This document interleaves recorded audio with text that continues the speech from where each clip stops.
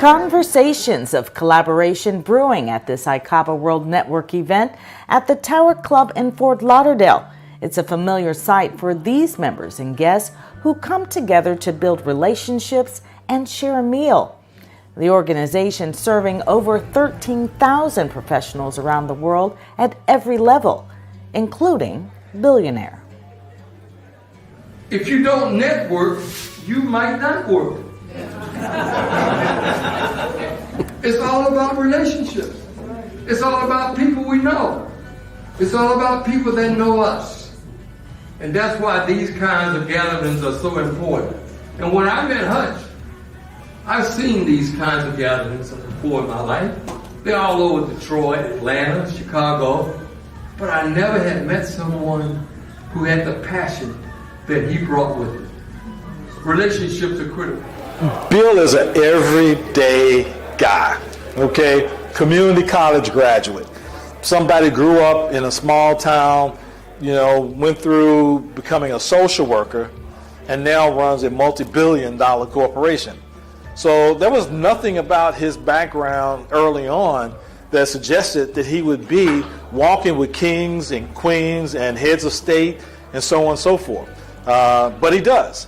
And not only walking with them, they come to him, looking to him for support, looking to him for advice. And so the humility, the compassion, and the passion he has for helping others, the example that he is in terms of how he carries himself, for me, that's a great model to follow and emulate. Dr. William Pickard may be ordinary, but his resume is not. Known as Bill Pickard to most, he started out as a social worker before becoming one of the first Black-owned owners of a McDonald's franchise. He announced the release of his new book, Surviving the Shift, 7 Proven Millionaire Moves for Embracing Change and Building Wealth, then talked about how he stumbled into business. Well, stumble means that there are a lot of black men and women in the city of Cleveland, Ohio, in 1967-68, who were fighting to get McDonald's to finally admit black owners. And even though I wasn't in Cleveland, I was in Columbus, Ohio, and I was working at McDonald's, working on my PhD, and this is what God does. One of the executives of McDonald's came to the restaurant. He said, "You from Detroit?" I said, "Yes, sir." He's a muckety muck. He says, we're going to open some McDonald's in Detroit for black people, for black people. So I give him 3 names, Dennis Archer, Doug Smith, and Bill Pickard. All my fraternity brothers, all the guys I went to school with.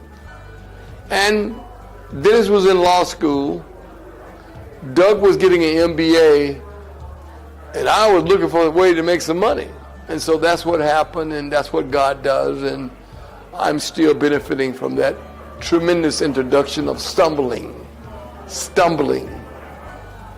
I'm a profound believer in exposure, profound believer in vision, because even the Bible says, without vision, the people will perish.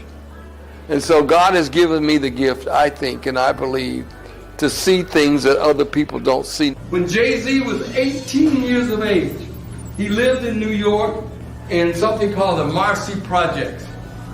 And the story goes, this young man, and those of us who grew up in the projects, we know that the projects have these little small windows. Jay-Z was 18 years of age.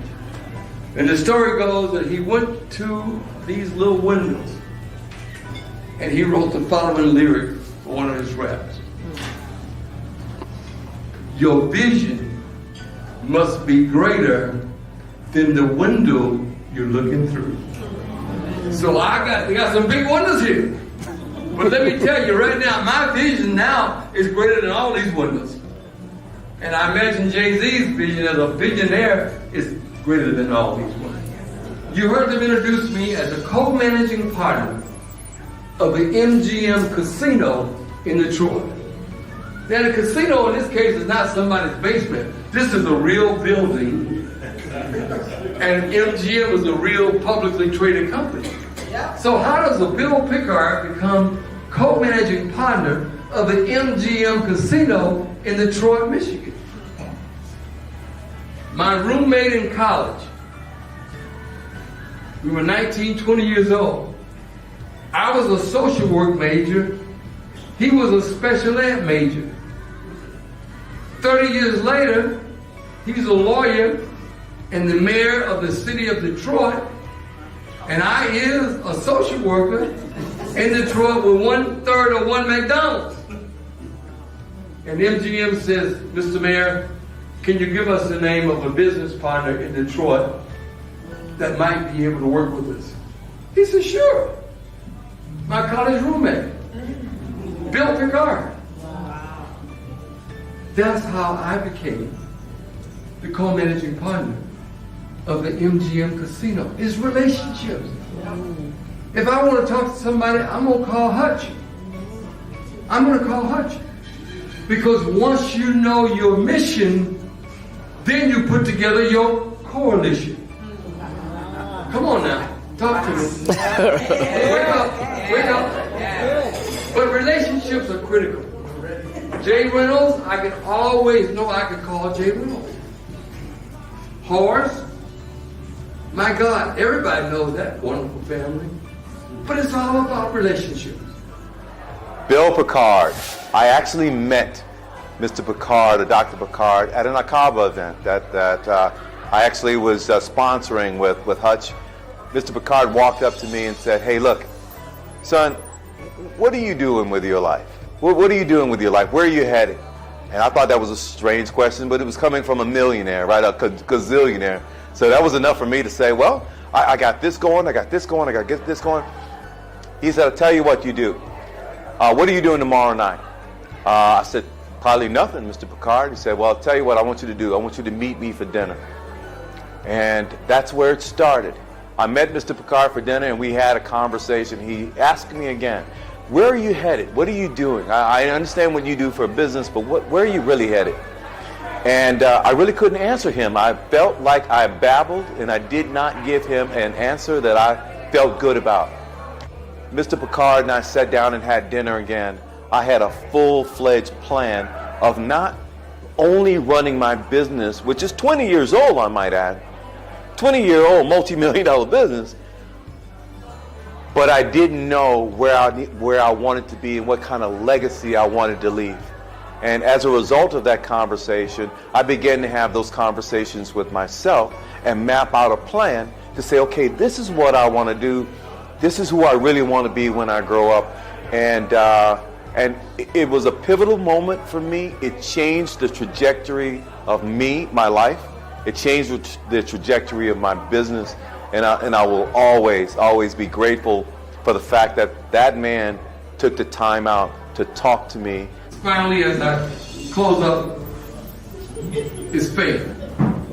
Now, I can't tell you if you're a Baptist, or Buddha, Muslim, or Seventh-day Adventist. I don't really care. But I do know this. There's something in the universe that's greater than any man or woman. No doubt that all of the blessings that I have received did not come because I look like Denzel Washington with a lot of money. I know that. There's something in the universe that helps me and order my steps every day of my life. And I beg you, as I sit down, to just do your best, and God will do the rest. Give me a hand.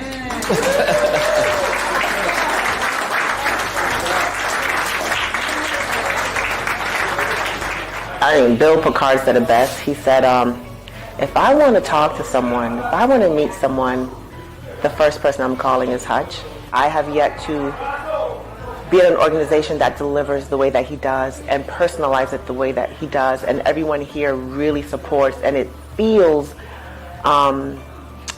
natural. It doesn't feel forced. It feels friendly. It feels like you're among friends, and makes it easier, especially for someone like me. I'm friendly, but I really get nervous about just going somewhere cold and networking. And what we do at ICABA is about relationships. And I think if you heard Bill talk earlier today, he talked about how important relationships are. And so that was an affirmation, a validation of what ICABA is all about in terms of understanding the value of relationships. And so Bill's success, Bill's countenance, Bill's personality, his philosophy is a great fit, for ICABA as we're helping people to succeed, lead, and prosper, and understand what it takes to make that happen.